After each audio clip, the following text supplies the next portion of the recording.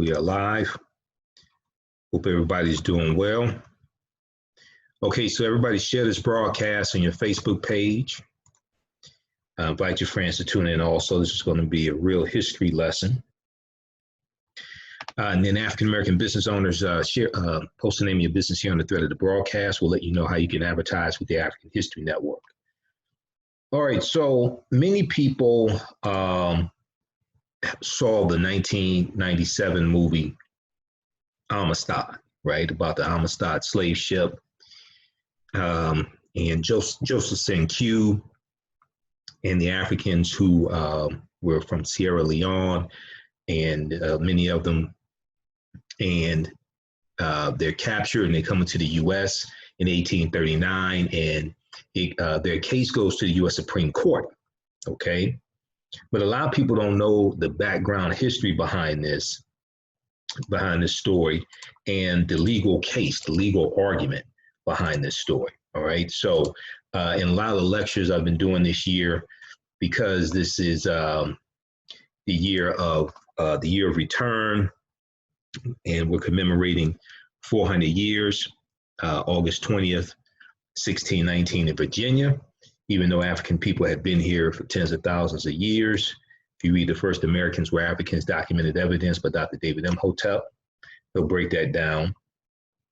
But I asked people, and also a lot of people are advocating for reparations. We saw June 19th, on Juneteenth, we saw the House of Representatives hearing dealing with reparations. So when I asked people about this legal case, right, and understanding law, a lot of people don't know the significance of this, of the Amistad case, all right, and why those Africans were set free. Okay, so we're going to jump into this. And then also on November 25th, 1841, they were, that's when they left the U.S. to go back to Africa, November 25th, 1841. So I saw an article today from face-to-faceafrica.com, face-to-faceafrica.com. This Sierra Leonean man led the Amistad Slave Revolt and won his freedom in a U.S. court in 1841. From face-to-faceafrica.com. And I had already done a lot of research on the Amistad case. And I had also done research dealing with the U.S. abolishing the international slave trade March 2nd, 1807. March 2nd, 1807. So when I do, my lectures, I've been doing my lectures this year, dealing with whether it's African American History Month, whether it's been throughout the year, I asked people, did you know the U.S. abolished the international transatlantic slave trade March 2nd, 1807? That passed the U.S. Congress, and then it went into effect January 1st, 1808. And most people don't know most people don't know this history, right?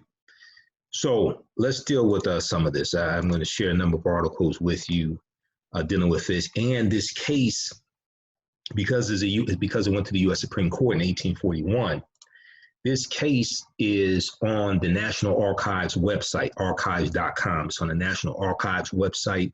A lot of law schools like Yale Law School, it's on their websites as well, okay, because this was a landmark case.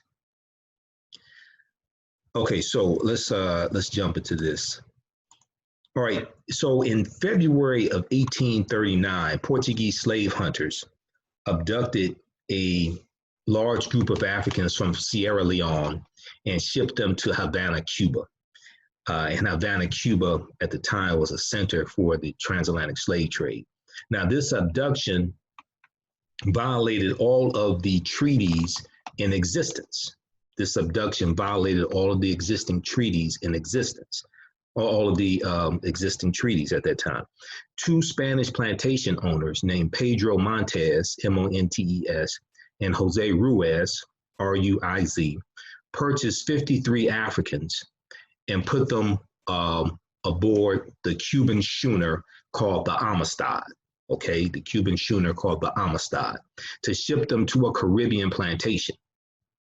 Now, on July 2nd, 1839, these Africans seized the ship.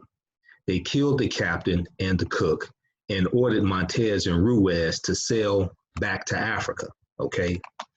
Now, at the end of a historic case in 1841, the U.S. Supreme Court rules with only one dissent that the African slaves, or the Africans who seized control of the Amistad slave ship, had been illegally forced into slavery and thus are free under American law. They had been illegally forced into slavery and they were free under American law. Now, when this ship comes in to the US in 1839, it was illegal for the ship to come in the first place. Why? Because now, and then also another good source for this is this book here, The Events That Inspired the Major Motion Picture. This is Mutiny on the Amistad, the book Mutiny on the Amistad by Dr. Howard Jones, okay? And this came out, what year did this come out? I think this came out around when the movie came out, or maybe afterwards. Okay, well, this came out in 1987. This came out in 1987, and this deals with the real history of the events that inspired the movie Amistad that came out in 1997. And just for those who don't understand, the movie Amistad wasn't 100% accurate. None of these historical movies coming from Hollywood are 100% accurate, but there's a lot of history in there and you can learn from it. And then it causes a lot of people to ask questions and to do research. You can Google Amistad, you can get a lot of information, all right? So in 1807, the US Congress joined with Great Britain in abolishing the international transatlantic slave trade, although the trading of African slaves within the US was still prohibited, okay? So you can still have auctions, you can still own slaves within the US, you can still sell slaves within the US, but the importation of Africans into the US as slaves was made illegal. That passed Congress March 2nd, 1807, and it went into effect January 1st, 1808. And all that is based upon Article 1, Section 9, Clause 1 of the U.S. Constitution, and is based upon the debate that was taking place at the Philadelphia Convention in 1787 when they're drafting the U.S. Constitution, okay? So, and you know, in my lectures that I'm doing this year, I ask people about that because we understand the U.S. Constitution, okay, which is the foundation of law in this country, the U.S. Constitution and the treaties. And then Article 6 of the U.S. Constitution tells you that the U.S. Constitution, all the previous treaties and all the subsequent treaties are the supreme law of the land. We don't understand any of this. We don't understand the history of slavery, but we want reparations. And unfortunately, a lot of these arguments for reparations are not legal arguments, unfortunately, because we don't understand law and we don't understand history. All right, so there's a good article from history.com. Congress abolishes the African slave trade. Congress abolishes the African slave trade, March 2nd, 1807, from history.com. History.com is the official website of the History Channel. And I'm going to give you these articles here. We'll post the links here also for these articles. So share these with your children. Have your children take some of these articles to school for, because I know when I was in 10th grade and I had world history class, and I didn't like world history because it was taught from a European perspective when I was in school. I would get A+ and extra credit and all types of stuff today if I took world history, but back then, I wasn't that interested in it because it was taught from a European perspective. But what I did like was on Friday, we had current events. So you could bring in articles that were from the newspaper, current events, and we get to discuss them, okay? So you could do that have your children take in some of these articles. All right, so In 1807, the U.S. Congress joined with Great Britain in abolishing the African slave trade, although the trading of Africans within the U.S. was still legal. Despite the international ban on the importation of African slaves, Cuba continued to transport captive Africans to its sugar plantations until the 1860s, and Brazil to its coffee plantations until the 1850s. And we know Cuba was conquered by the Spanish. That was one of the islands that Columbus conquers, okay? I think it was 1494. I think it was 1494 he conquered Cuba. I think that was in the second voyage. I have to double check that. His first voyage was August 3rd, 1492. But I know in the second voyage, Jamaica was one of the territories he conquered also in the second voyage. Jamaica was one of them. So the U.S. Congress Act that passed on March 2nd, 1807 was to, quote, prohibit the importation of slaves into any port or place within the jurisdiction of the United States from any foreign kingdom, place, or country. From any foreign kingdom, place, or country. So the ban went into effect January 1st, 1808. And that was the earliest that the ban could go into effect, okay? And this was based upon Article 1, Section 9 of the U.S. Constitution. Now, by the time lawmakers acted, every state except South Carolina had already abolished the slave trade. So many of them had already abolished the importation of Africans into the country as slaves. Some states, a fewer number of states, had actually abolished slavery altogether, like Vermont. Vermont was the first state to abolish slavery July 2nd, 1777.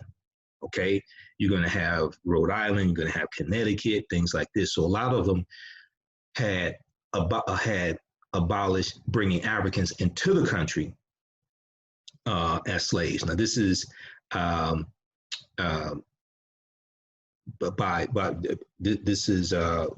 1808, okay? But by the time the Constitution is signed, 1787, you have 5 states that have already abolished slavery to some degree, whether it's totally abolished it, like the case of Vermont, or whether it's abolishing the importation of Africans into the country as slaves.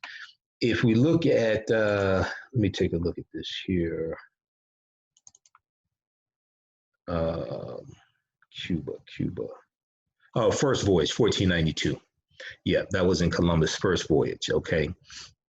1492, where he conquers Cuba. All right, so quickly here, if we look at Article 1, Section 9 of the U.S. Constitution, you can go to loc.gov, which is the Library of Congress website, loc.gov, okay? Or you could go to archives.gov. Okay, and read the U.S. Constitution.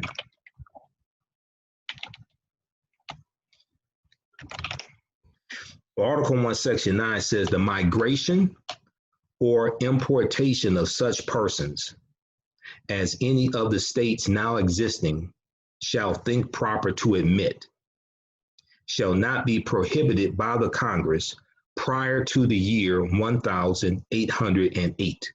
1808, which is 1808. But a tax or duty may be imposed on such importation, not exceeding $10 for each person. Okay.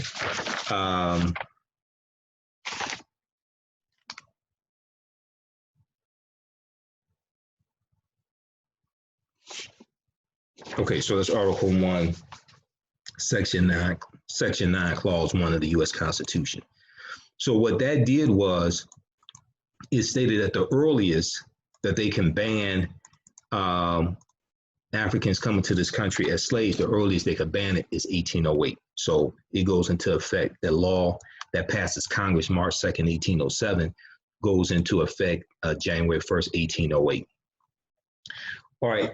Everybody share this broadcast on your Facebook page. How's everybody doing? We have Phyllis, Sherwin, Dawn, Anita, just a few of the people watching. All right. Also, if you'd like this type of information, you could donate to the African History Network, paypal.me/the AHN show.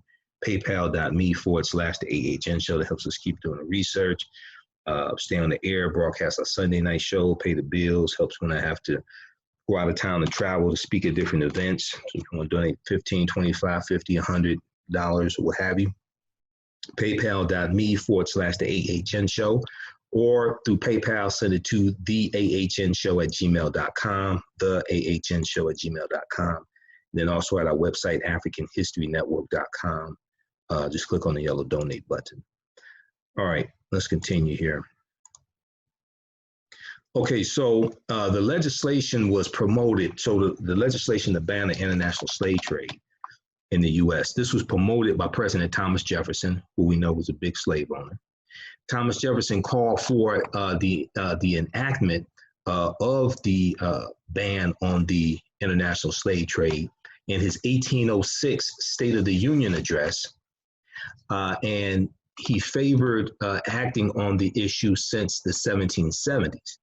His views reflected the trend toward abolishing the international slave trade, which Virginia followed by all the other states had banned or restricted since the previous decade. Now, South Carolina, however, had reopened the importation of Africans into this country. Now, the first shipload of African captives to North America arrived at Jamestown, Virginia. So is near Jamestown, it's actually Hampton, Virginia. And this is one of the things the 1619 Project revealed from the New York Times and other articles. Okay, but it's August 20th, 1619, those Africans come in on the White Line slave ship. 28 Africans are exchanged for food and supplies and water. And these were the Kumbundu speaking people from Angola, okay? But for most of the 17th century, European indentured servants were far more numerous in the North American British colonies than were African slaves, all right? So when you read Before the Mayflower by Lerone Bennett Jr., he talks about a lot of this, especially in chapter 2. He talks about a lot of this, all right? Dealing with indentured servants. Okay, so European indentured servants were far more numerous in North American British colonies than were African slaves. However, after the year 1680, the flow of indentured servants sharply declined, leading to an explosion in the African slave trade. By the middle of the 18th century, so the 1750s or so, slavery could be found in all 13 colonies and was at the core of the Southern colonies' agricultural economy. By the time of the American Revolution, which is 1775 to 1783, the English importers alone had brought some 3 million captive Africans to the Americas, all right? So history.com has a good article, Congress Abolishes the African Slave Trade, all right? So check that out from history.com. Now, indentured servants first arrived in America in the decade following the settlement of Jamestown by the Virginia Company in 1607, all right? So the idea of indentured servitude was born of a need for cheap labor. The earliest settlers soon realized that they that they had lots of land to care for, but no one to care for it, okay? They needed a labor force. With passage to the colonies, the 13 British colonies here, with passage to the colonies expensive for all but the wealthy, the Virginia Company developed the system of indentured servitude to attract workers. Indentured servants became vital to the colonial economy. So indentured servants typically worked 4 to 7 years in exchange for passage, room, board, lodging, and freedom dues. While the life of an indentured servant was harsh and restrictive, it wasn't slavery. There were laws that protected some of their rights, but their life was not an easy one, and the punishment that they received, the punishment meted out to people who wronged were harsher than those for non-servants. Okay, so there were the punishment that indentured servants could receive harsher than those for non-servants. So an indentured servant's contract could be extended as punishment for breaking a law, such as running away, or in the case of female servants, becoming pregnant. Now, for those that survived the work and received their freedom package, many historians argue that they were better off than those new immigrants who came freely to the country, who came freely, didn't have resources behind them, etc. So their contract may have included at least 25 acres of land, a year's worth of corn, arms, like firearms, a cow, and new clothes.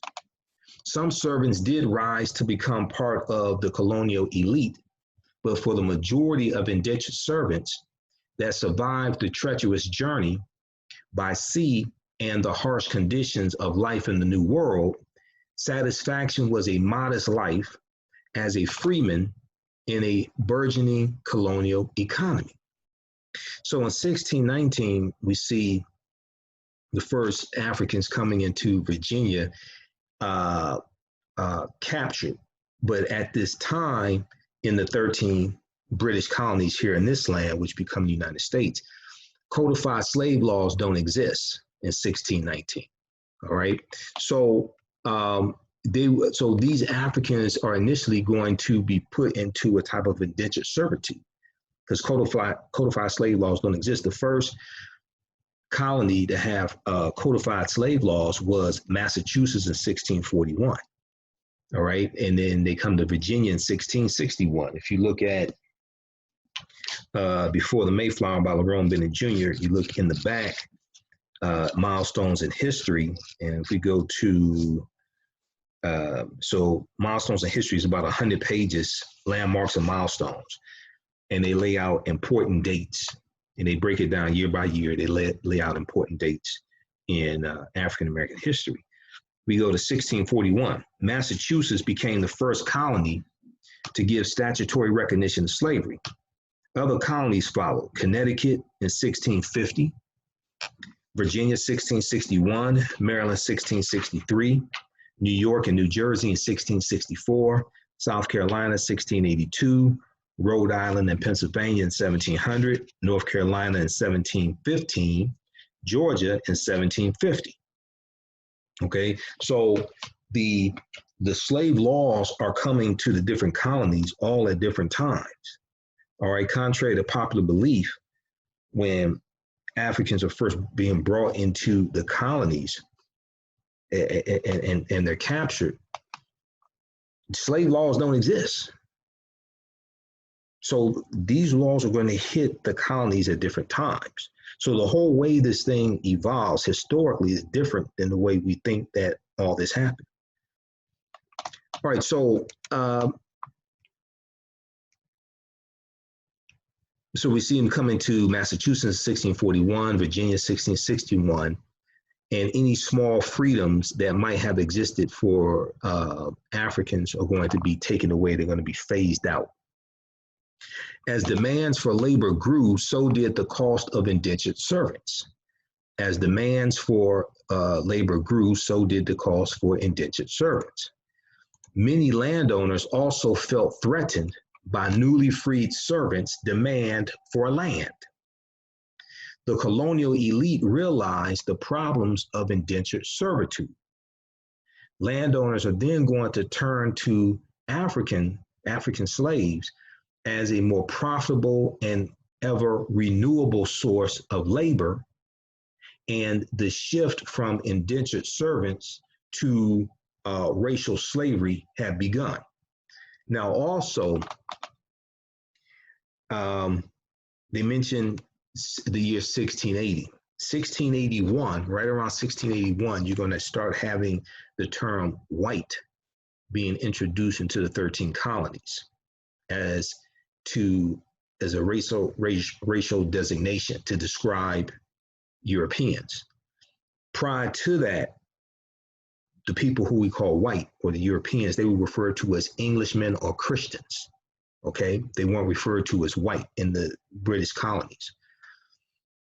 All this takes place after Bacon's Rebellion of 1675 and 1676 in the colony of Virginia. And Bacon's Rebellion, in that rebellion, you have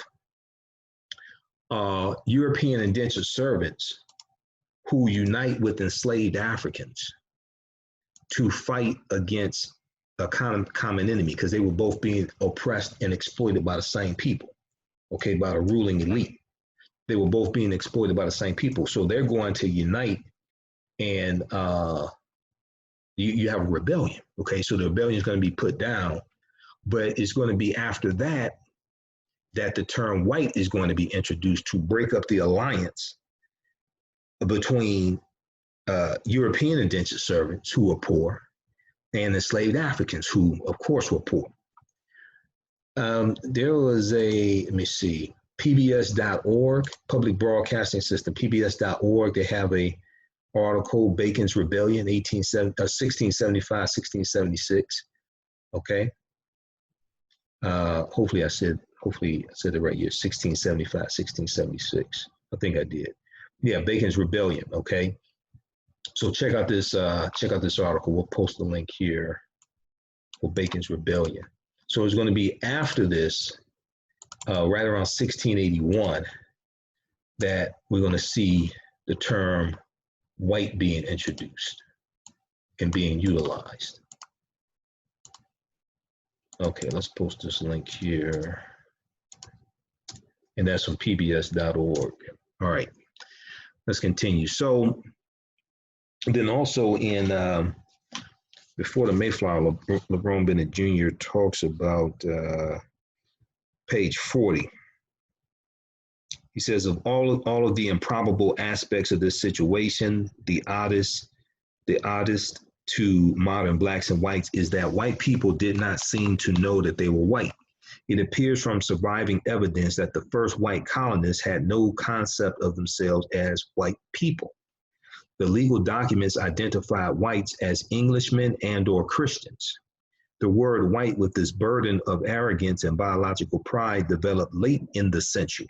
Okay, so he's talking about in the 1600s, all right? And he's saying that the term white with this burden, with the word white with this burden of arrogance and biological pride developed late in the century as a direct result of slavery and the organized debasement of blacks.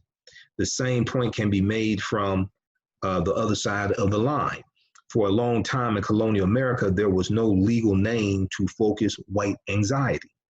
The first blacks were called blackamoors, Moors, M-O-O-R-S, Negers, and Negars. The word Negro, a Spanish and Portuguese term for black, did not come into general use in Virginia until the latter part of the century. Okay, so this is the 6th edition. That's page 40 in chapter 2. But what Bennett does is he lays out all this history about what's taking place in the 1600s, and then moves into the 1700s and 1800s. He's dealing with how this foundation is being laid, this foundation of slavery and racism in the British colonies. So as demand for labor grew, so did the cost of indentured servants, all right? Now in January 1807, with a self-sustaining population of more than 4 million enslaved Africans already living in slave-owning states, some Southern congressmen joined with Northerners to enact the ban on the African slave trade, or the international African slave trade, meaning the importation of Africans as slaves. Because you have abolitionists at this time. You have abolitionists in the 1700s as well, okay, in the colonies. However, internal slave trading throughout the South remained unimpeded by the legislation. So you can still own slaves, you can still trade them, have auctions. You just can't bring any Africans into the country as slaves. And for some of the advocates of abolishing the transatlantic slave trade, it was not because of moral condition. It was not because of moral reasons. It wasn't because of morality. It was because you had a few reasons. One, Many of them were greedy and felt that it increased the value of the Africans that were already here, the slaves that were already here. Okay, if you cut off that supply coming in, it increases the demand for the ones here, increases their value. Two, because of the Haitian Revolution from 1791 to 1803, they declared their independence in 1804. Because of the Haitian Revolution, this causes a lot of fear among slave owners here, well, Europeans in general, but especially slave owners here in this country, a fear of rebellion. And they're afraid to, a lot of them were afraid to bring Africans into the country because they're afraid that some of them would be from Haiti somehow, you know, somehow some from Haiti would come here, okay? And also there's also a fear that the Haitian Revolution will cause other slave revolutions, slave revolts, things like this in the other colonies, also Haiti, Cuba, what have you. Okay, so there was these fears taking place also. So you had now you had some abolitionists who were against bringing Africans in, of course, because of moral reasons, but you had others who had other reasons for it also. Now, okay, so internal slave trading throughout the South remained unimpeded by legislation. Children of slaves also became enslaved Africans themselves, ensuring a growing slave population, right? So historians estimate that up to 50,000 slaves were illegally brought into the United States after 1808. So the bill that passes Congress March 2nd, 1807 goes into effect January 1st, 1808. So historians estimate that up to 50,000 slaves were illegally brought into the United States after 1808, mostly through Spanish Florida and Texas, before those states were admitted to the Union. Now, more research has revealed that it was probably somewhere between 3 to 4 million Africans that were brought in from 1808 to 1860.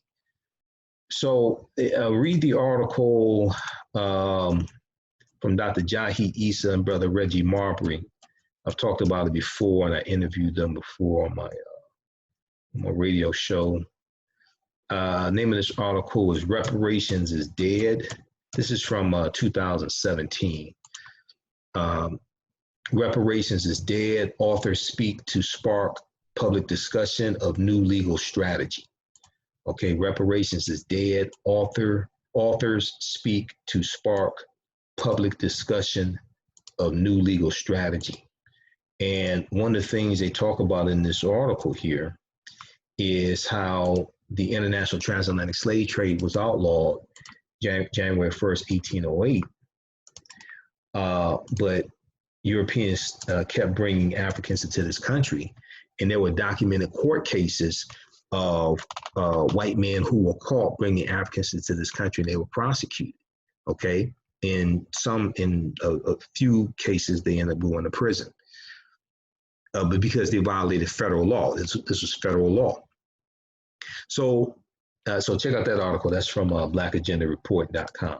Okay, and they lay out some court cases also in here.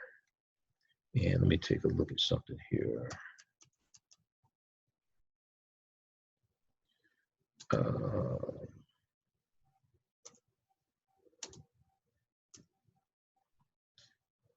Probably broke the federal law and imported millions of Africans to the U.S.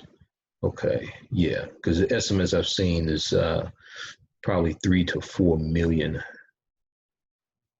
Let me see something here.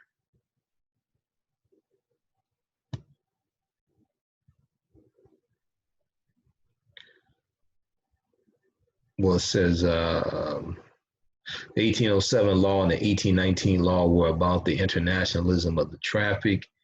It is here where the author's research makes their point that the traffic was international and inhuman. In addition, U.S. American states, corporations, and private citizens broke the federal law and imported millions of Africans to the U.S. Okay, so read that article in its entirety. And they lay out some court cases also. All right.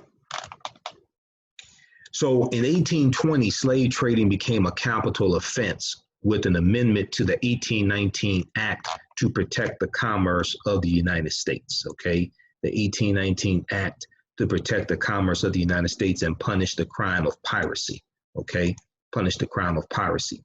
A total of 74 cases of slaving were brought in the United States from 1837 to 1860. Okay, 74 cases dealing with the transatlantic slave trade, the international transatlantic slave trade, were brought in the United States from 1837 to 1860. But few ship captains were convicted, and those who were usually received very low sentences, which they often could avoid. Now,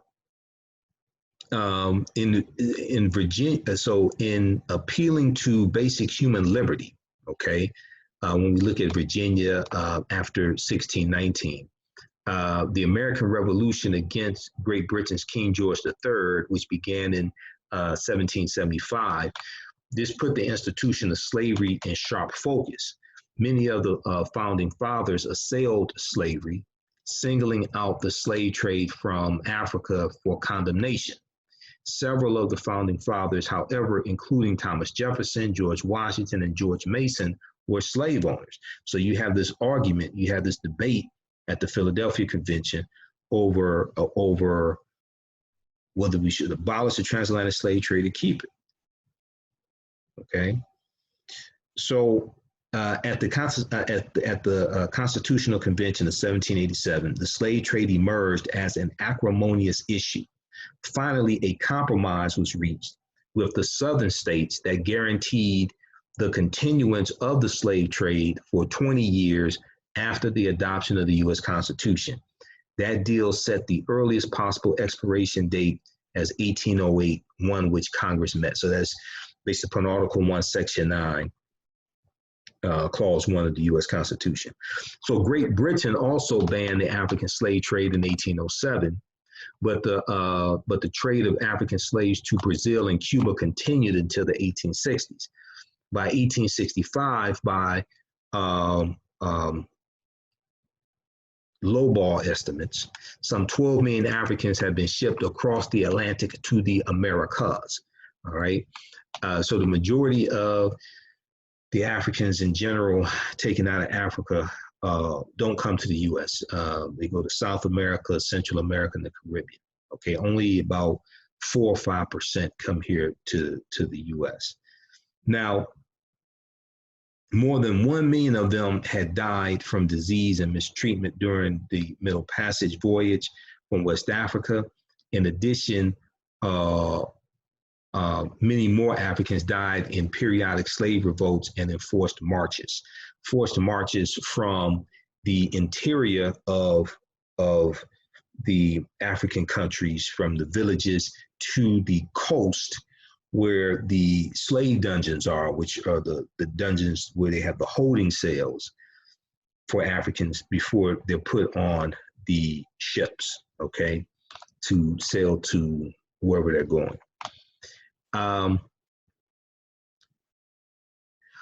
From a lot of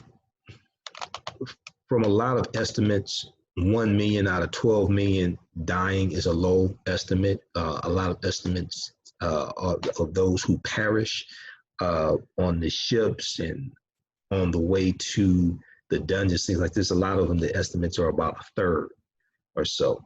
Okay, so 1 million out of 12 million is a very, very low estimate. There was also a good article from what was that? Political.com. Congress votes to ban slave importation. March 2nd, 1807. Congress votes to ban slave importation. March 2nd, 1807. And the source for that article is the book Generations of Captivity A History of African American Slaves by Ira Berlin. Generations of Captivity, A History of African American Slaves by Ira Berlin. Now, after the American Revolutionary War, as slave labor was not a crucial element of the Northern economy, most Northern states passed legislation to abolish slavery. However, in the South, the invention of the cotton gin in 1793, and then also copies of the cotton gin, made cotton a major industry and sharply increased the need for slave labor, because the cotton gin it was a device that picks the seeds out of cotton. It's much more efficient, and it reduced the overall cost of producing cotton. And also, it wasn't just the invention of the cotton gin that increased the need for more slaves, but in 1803, because of the Louisiana Purchase of 1803, the U.S. gets 828,000 square miles of land for less than 3 cents an acre. And the U.S. is going to carve out about 15 states out of that land that they're getting from France through the Louisiana Purchase. The Louisiana Purchase takes place because of the Haitian Revolution, and the Haitians, to Saint Louverture and et cetera, they're beating the hell out of the French, and the French, Napoleon has to raise money. So they sell the land that they have, the French sell the land that they have here to the U.S. Is Thomas Jefferson, who's the president at the time. So he signs the Louisiana Purchase. Because now the territory of the U.S. has doubled because of the Louisiana Purchase, now they have more fertile land to grow crops, to grow cotton, et cetera. So this fuels the need for more African slaves. All right. So the Louisiana Purchase took place because of a slave rebellion, because of a slave revolt, and Africans in Haiti fighting for their independence, but is going to increase the need for African slaves here in the U.S. Now, it's true that they tried to keep a balance between free states and slave states. So all of the 15 states that they carved out, all of them didn't have slaves, but some of them are. Okay, so that increased the need for more African slaves. All right, so when we look at, so that's some background historical information to better understand the significance of the Amistad case, right? So let's see who we have here. How's everybody doing? Got Juanita. Okay, how y'all doing today? Everybody share this broadcast on your Facebook page. Invite your friends to tune in also. African-American business owners, post the name of your business here on the thread of the broadcast. We'll let you know how you can advertise with the African History Network. Email us at customerservice@africanhistorynetwork.com. Customerservice@africanhistorynetwork.com. All right. And we'll get into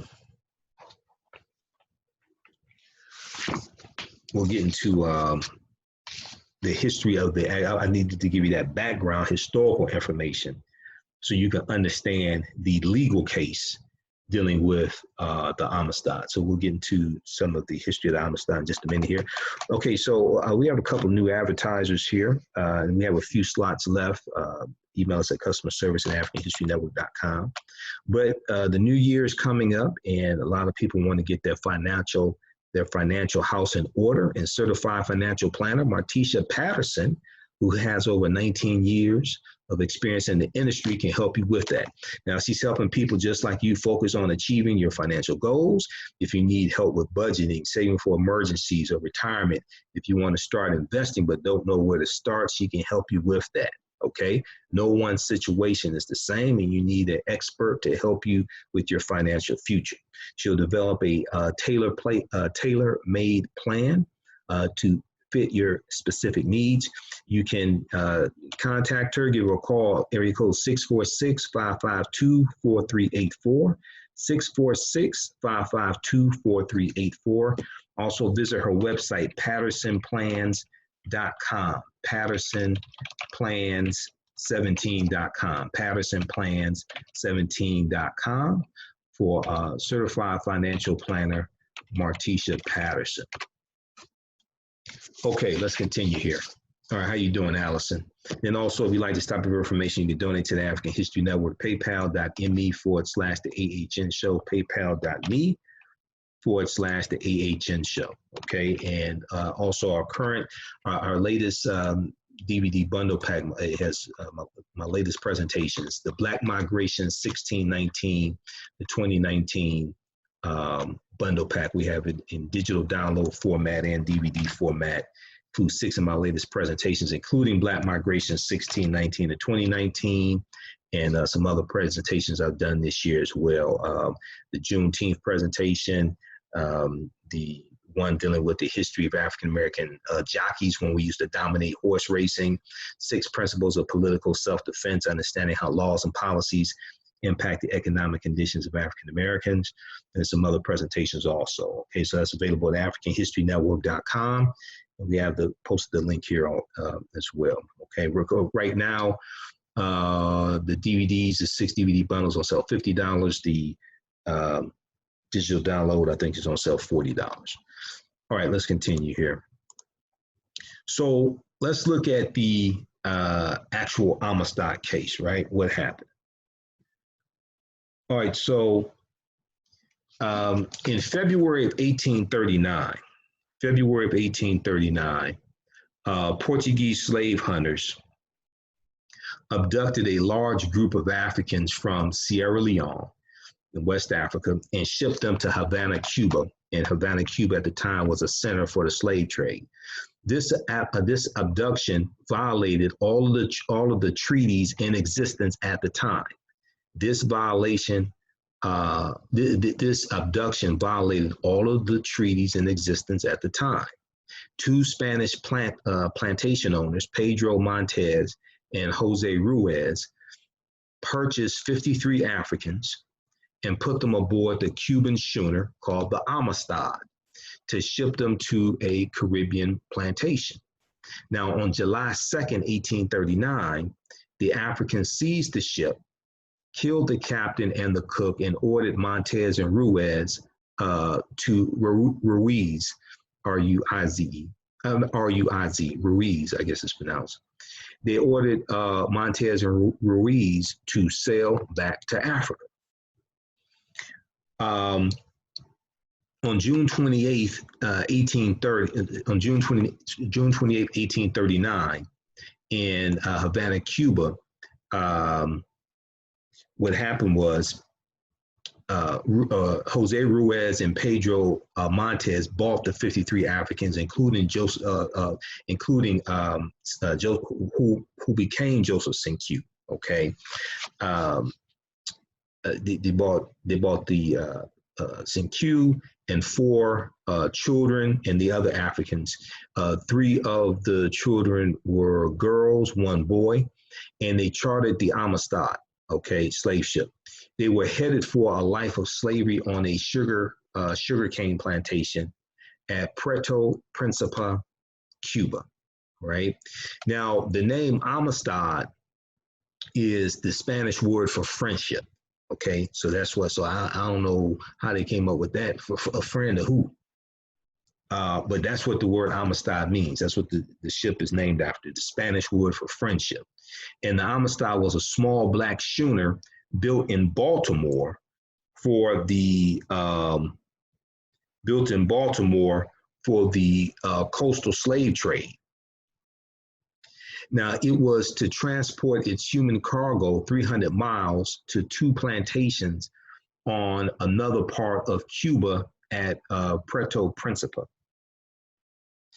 So the spark for what sparked the mutiny, what sparked the mutiny on the slave ship, was provided by the cook on the Amistad ship. His name was Celestino, Celestino, Celestino. In a cruel jest, a cruel joke, he drew his hand past his throat and pointed to barrels of beef indicating to Joseph Cinque that on reaching Puerto Principe, the 53 African captives aboard would be killed and eaten. So stunned by this revelation, Cinque found a nail to pick the locks on the captives' chains and made a strike for freedom. On their third night at sea, July 2nd, 1839, Cinque and a fellow captive named Grabeau, Grabeau, I'm not exactly sure how to pronounce that, Grabeau, they freed their comrades and searched the dark hold of the ship for weapons. They found weapons in boxes. They found sugarcane knives with machete-like blades, 2 feet in length, attached to inch-thick steel handles. So around 4 a.m., early in the morning on July 2nd, 1839, so Cinque Pia, P-I-E-A, was his real name, okay? And somewhere along the line, he gets renamed Joseph Cinque. Okay, he was from the Mende speaking people in Sierra Leone. So Cinque Pia, aka Joseph Cinque, led a slave mutiny on board the Amistad ship, and this was some 20 miles off northern Cuba. With weapons in hand, Cinque and his cohort stormed the shadowy pitching deck, and in a brief and bloody struggle that led to the death of one of their own, they killed the cook and captain of the ship and severely wounded Ruiz and Montes. So 2 sailors who were on board disappeared in the melee and were probably drowned in a desperate attempt to swim the long distance to shore. So Grabeau convinced Joseph Cinque to spare the lives of the 2 Spaniards, okay, Ruiz and Montes,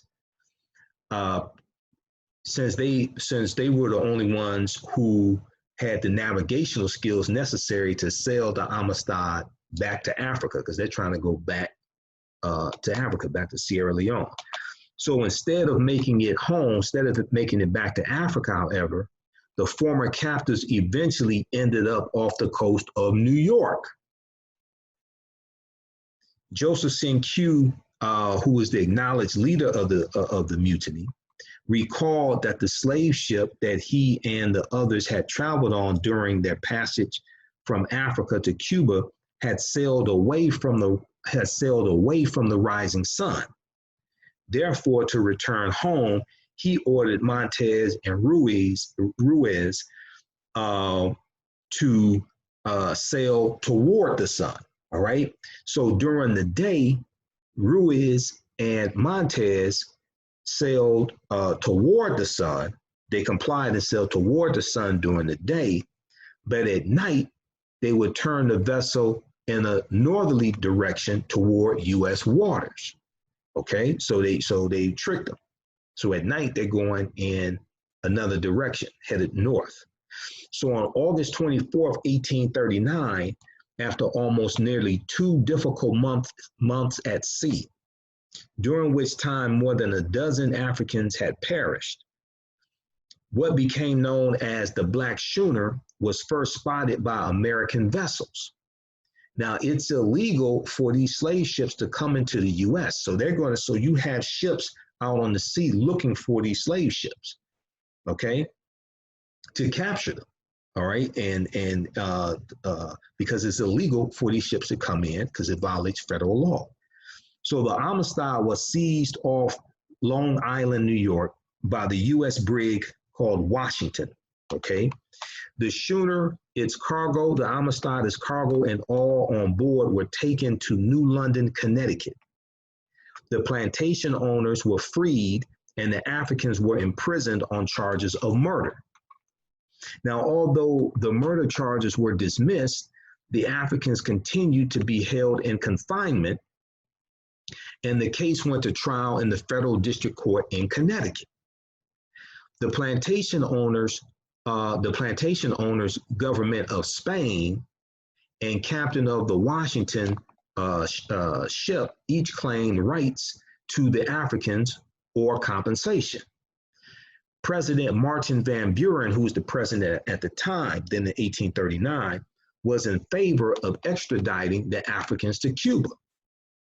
However, abolitionists here in the U.S., in the northern states, abolitionists opposed extradition and raised money to defend the Africans.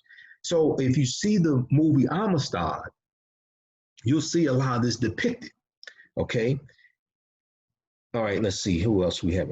Okay, how's everybody doing? We got Allison, Juanita, how's everybody doing? All right, so you'll see a lot of this depicted in the movie Amistad. Okay, so President Van Buren was in favor of extraditing the Africans to Cuba. Abolitionists are against this, and they're going to raise money to defend the Africans, okay, to provide, to get attorneys for them, provide legal defense for them. So had it not been for the actions of the abolitionists in the U.S., the issue related to the Amistad might have ended quite quietly in a court, in the Admiralty Court, okay? But they used the incident as a way to expose, the abolitionists used the incident of the Amistad as a way to expose the evils of slavery and generate significant opposition to the slave trade. So the U.S. brig called Washington, the ship that seized the Amistad slave ship, was commanded by Lieutenant Thomas R. Gedney, G-E-D-N-E-Y, Gedney. In maritime law, compensation is allowed to persons whose assistance saves a ship or its cargo from impending loss. So Lieutenant Thomas R. Gedney claimed that it was with great difficulty and danger that he and his crew were able to recapture the Amistad ship from the Africans, okay? Because the Africans were in control of the ship because of the mutiny. They claimed that had they not seized the vessel, it would have been a total loss to its rightful owners. Now, Lieutenant Thomas R. Gedney of the U.S. brig Washington and his crew believed they were entitled to salvage rights or the full $65,000. At that time in U.S. history, even individuals acting in their official capacity as officials of the government were entitled to salvage rights. So in a libel or in a written statement in the court, Lieutenant Gedney described the encounter with the Amistad ship. Because he sought salvage of the schooner of the Amistad and his cargo, he was very detailed in his account and itemized all of its cargo, estimating its value at $40,000 and the value of the Africans as slaves at $25,000.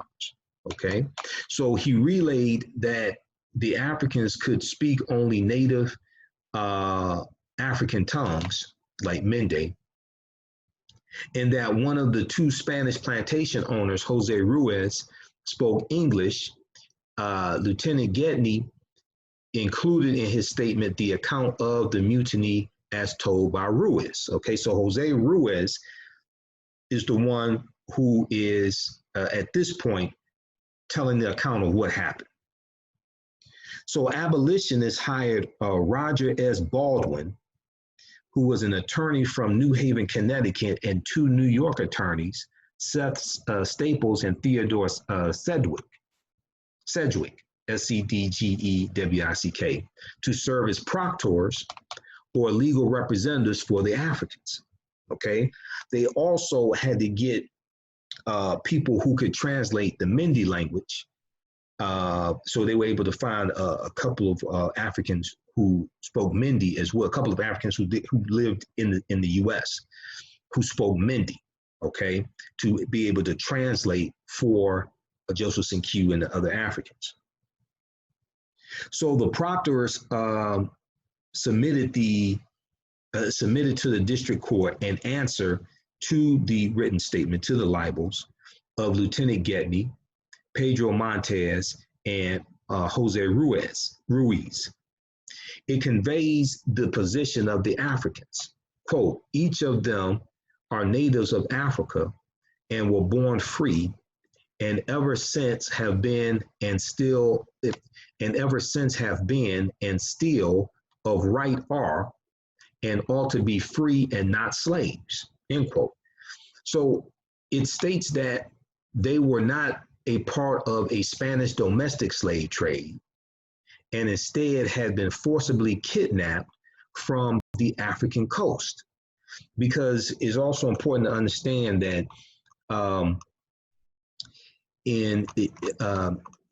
Spain had also abolished the international transatlantic slave trade as well, the importation of Africans as slaves.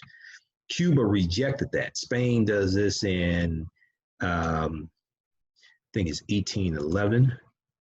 Let me see, it's a good article that deals with this. Okay, from Reuters.com. Reuters.com, Reuters, chronology, who banned slavery when.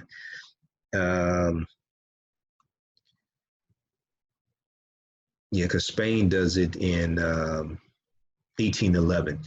Yeah, 1811, Spain abolishes slavery, including in its colonies, though Cuba rejects the ban and continues to deal in slaves, okay? So you have it 1811, and then you have, there was one other, it was one other year, 1811 and something else.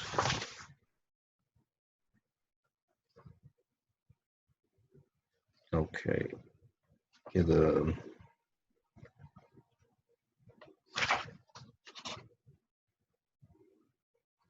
Okay, I'll find it.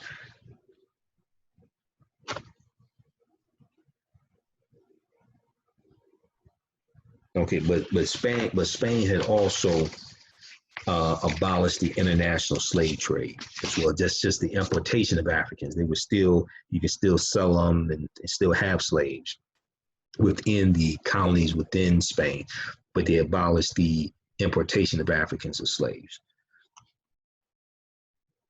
Okay, so it states that they were not a part of a Spanish domestic slave trade and instead have been forcibly kidnapped from the African coast, and further that while suffering, quote, great cruelty and oppression, end quote, on board the Amistad, they were, quote, incited by the love of liberty natural to all men, end quote, to take possession of the ship by force and seek asylum somewhere. So the district court ruled that the case fell within federal jurisdiction and that the claim to the Africans as property was not legitimate because they were illegally held as slaves, because it's illegal for Africans to be brought to this country as slaves. The U.S. District Attorney filed an appeal to the U.S. Supreme Court, okay? So the district court ruled that the case fell within federal jurisdiction and that the claims to the Africans as property were not legitimate because they were illegally held as slaves. So in the trial before the U.S. Supreme Court in 1841, the Africans were represented by former U.S. President and descendant of American revolutionaries, John Quincy Adams. So he was the sixth president, John Quincy Adams. And John Quincy Adams was so this is after he was president, right? John Quincy Adams was the son of the second president, John Adams. Okay, so he was one of the attorneys representing them. So preparing for his appearance before the court, John Quincy Adams requested papers from the lower courts 1 month before the proceedings opened. For 8.5 hours, at the time, 73-year-old John Quincy Adams passionately and eloquently defended the Africans' right to freedom on both legal and moral grounds. Legal and moral grounds, referring to treaties prohibiting the slave trade and to the Declaration of Independence. The Supreme Court decided in favor of the Africans, okay, stating that they were free individuals, kidnapped and transported illegally.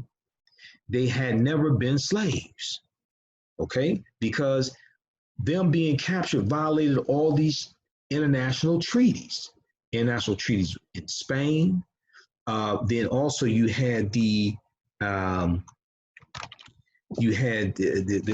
were the Anglo-Spanish treaties also. Let me see something here. Let me try to pull this up.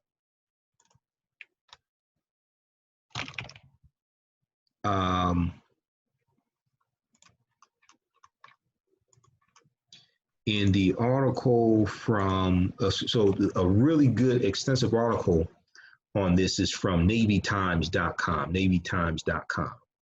And it's written by Dr. Howard Jones, who wrote this book, Mutiny on the Amistad, Mutiny on the Amistad. But the name of this article here from NavyTimes.com is, what's the name of this? Mutiny on the Amistad. All we want is make us free. Mutiny on the Amistad. All we want is make us free. And you know, this is Joseph Cinque, okay? This is what Joseph Cinque was saying. But this article came out August 25th, 2019. And in the article, they talk about the Anglo-Spanish treaties of 1817 and 1835. Yeah, that's what I was looking for, 1817. The Anglo-Spanish treaties of 1817 and 1835. It says, after a nightmarish voyage in which approximately a third of the captives died, the journey ended with the clandestine nighttime entry of the Amistad ship into Cuba, in violation of the Anglo-Spanish treaties of 1817 and 1835 that made the African slave trade a capital crime. So these were treaties between Great Britain and Spain to abolish the importation of Africans into their territories as slaves.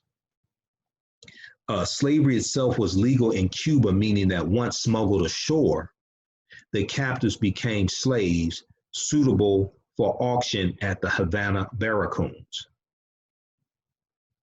Okay, so that's dealing with the some more treaties. The Anglo-Spanish treaties of 1817 and 1835.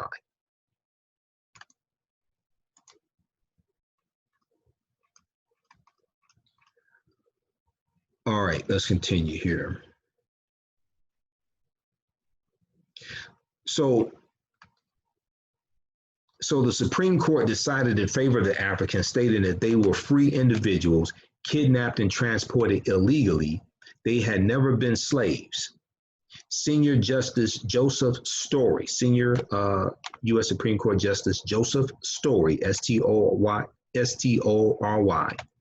wrote and read the decision that said, quote, "It was the ultimate right of all human beings in extreme cases to resist oppression and to apply force against ruinous injustice," end quote. The opinion asserted the Africans' right to resist, quote unquote, unlawful slavery. The opinion from the senior U.S. Supreme Court Justice asserted the Africans' right to resist, quote unquote, unlawful slavery. The U.S. Supreme Court ordered the immediate release of the Amistad Africans. Now, the abolitionists first sought damage compensation for these Africans, but even John Quincy Adams had to agree with Baldwin that despite months of captivity, because bail had been denied, the regular judicial process had detained the Africans, and liability for false imprisonment hinged only on whether the officials the officials' acts were, quote, malicious and without probable cause. Malicious and without probable cause.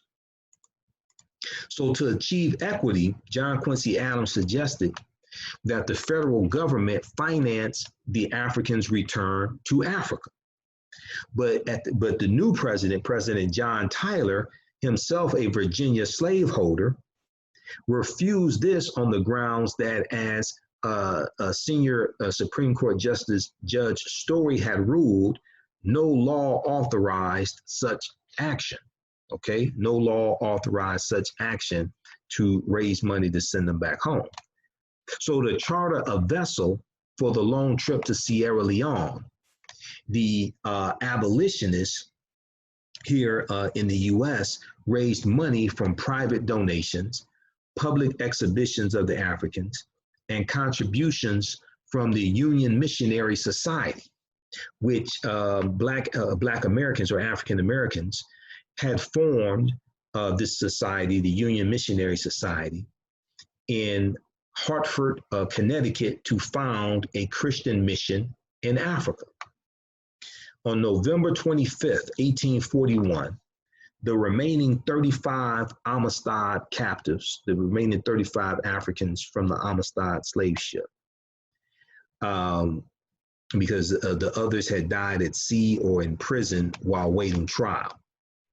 They were accompanied by James Covey, who was one of the abolitionists, and he was one of the translators. He was one of the men who lived here in the U.S. but spoke the Mende language, who translated for them in court. They were accompanied by James Covey and 5 missionaries. They departed from New York for Africa on a small sailing vessel named the Gentleman on November 25th, 1841. The British governor of Sierra Leone welcomed them the following January 1842, almost 3 years after their initial incarceration by slave traders. So when we look at what was the aftermath after this, what happened to these Africans who survived and returned to Sierra Leone. So one of the girls, her name was Margru, M-A-R-G-R-U. She returned to the United States and entered Oberlin College in Ohio to prepare for mission work among her people. She was educated at the expense of the American Missionary Association, which was established in, the American Missionary Association, and this was an outgrowth of the Amistad Committee and the first of its kind in Africa. Now, Joseph Cinque returned to his home where tribal wars had scattered or perhaps killed his family. So a lot is not known about what happened, a lot conclusively is not known about what happened to the survivors once they get back to Sierra Leone. So Joseph Cinque returned to his home where tribal wars had scattered or perhaps killed his family. Some scholars, some historians insist that he remained in Africa working for some time as an interpreter at the American Missionary Association, a mission in Kawmende, K-A-W, Kawmende, before his death around 1879. No conclusive evidence has surfaced to determine whether Joseph Cinque reunited with his wife and 3 children, and for the same reason, there is no justification for the oftentimes made assertion that he himself engaged in the slave trade. The importance of the Amistad case lies in the fact that Joseph Cinque and his fellow captives, in collaboration with white abolitionists, had won their freedom and thereby encouraged others to continue the struggle. Positive law had come into conflict with natural law. Positive law had come into conflict with natural law, exposing the great need to change the Constitution and American laws in compliance with the moral principles underlying the Declaration of Independence. Okay? Positive law had come into conflict with natural law, exposing the great need to change the U.S. Constitution and American laws in compliance with the moral principles underlying the Declaration of Independence. In that sense, the incident, the Supreme Court case of the Amistad, contributed to the fight against slavery by helping to lay the basis for its abolition through the 13th Amendment to the U.S. Constitution in 1865. In the 1997 film Amistad, when that was released, that movie illustrated the uprising and the trial of these Africans. Now, Joseph Cinque or Cinque Pia, his image is displayed on Sierra Leone's 5,000 Leone banknote. Okay, his image is displayed on currency in Sierra Leone. He is also venerated in a statue outside of City Hall in New Haven, Connecticut, and a golden sculpture located outside the old State House in Hartford, Connecticut. So those who live in New Haven, Connecticut and Hartford, Connecticut, I don't know if you have seen the statue or actually know what the statue is that you're looking at, but that's Joseph Cinque. So check out the article from NavyTimes.com, Mutiny on the Amistad. That came out August 25th, 2019. Also, FaceToFaceAfrica.com, the Sierra Leonean man led this Sierra Leonean man led the Amistad Slave Revolt and won his freedom in a U.S. court in 1841.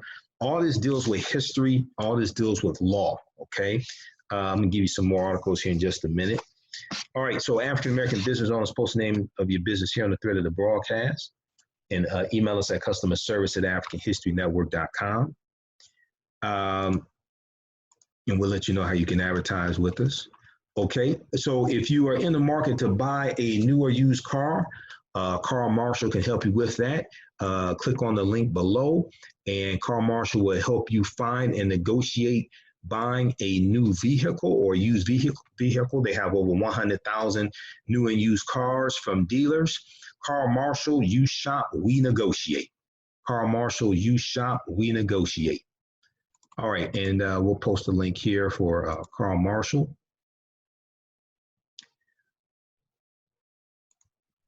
All right, how you doing? Jason, Allison, how's everybody doing? Okay, also you can donate to the African History Network, paypal.me/the AHN show, paypal.me/the AHN show, or at our website, AfricanHistoryNetwork.com, AfricanHistoryNetwork.com. And through PayPal, you can also just send it to the AHNshow@gmail.com and use the friends and family option if possible. The AHNshow@gmail.com through PayPal. All right, so some other articles you can read. Now, they have this information at archives.gov. Archives.gov is the official website of the National Archives, archives.gov. And they have some of the original court documents there also that you can read dealing with this case. So this ties into law and history, all right? Okay, hey, look, we have to get out of here. Remember, at the African History Network, we focus on educating, empowering, and inspiring people of African descent throughout the diaspora and around the world, because right now it's corrects wrong behavior. It's not over till we win. Wakanda forever, and we'll talk to you next time. Peace.